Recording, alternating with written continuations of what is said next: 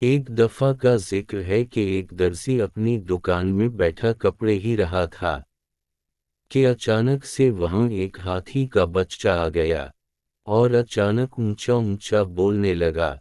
درزی نے اس کو ایک روٹی کا ٹکرا دی۔ وہ ہاتھی ہمیشہ درزی کی دکان پر آتا تھا۔ ایک دن ہاتھی آیا لیکن درزی نے اس کو روٹی کے بجائے سوئی چبھا دی۔ ہاتھی بھاگ گیا۔ اگلے دن ہاتھی پھر آ گیا لیکن اس کی سونڈ کیچڑ سے بھری ہوئی تھی اور اس نے اپنی سونڈ سے کیچڑ درزی کے کپڑوں پر ٹپک دیا۔ درزی کے سارے کپڑے خراب ہو گئے۔ درزی سر پکڑ کر رونے لگ گیا۔ اس کہانی سے ہمیں سبق ملتا ہے کہ جیسا کرو گے ویسا بھرو گے۔